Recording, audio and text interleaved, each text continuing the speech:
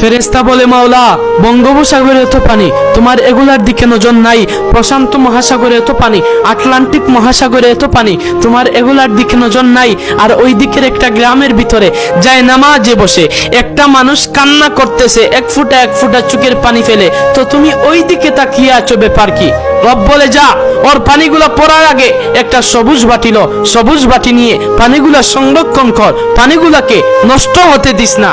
সুবহানাল্লাহ।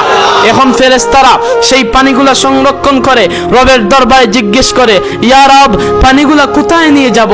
রব্বি কারীম বলে, জান্নাতের মধ্যে গিয়ে রেখে যাও, জান্নাতের মধ্যে গিয়ে রেখে দাও, জান্নাতের মধ্যে গিয়ে রেখে দাও। আপনি যখন জান্নাতে যাবেন তখন আপনাকে এই পানিটা ফেরত দেওয়া হবে।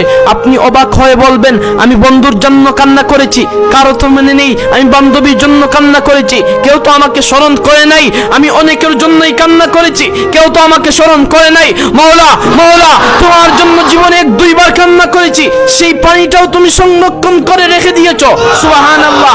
এখন রব বলে, বান্দারে, তুই এটা আমার নবীর প্রেম নিয়ে আমার বলে কান্না করছিস, তোর চোখের পানি বিতায় যেতে দেব না রে বান্দা। তোর চোখের পানির কি পাওয়ার জানিস রে বান্দা?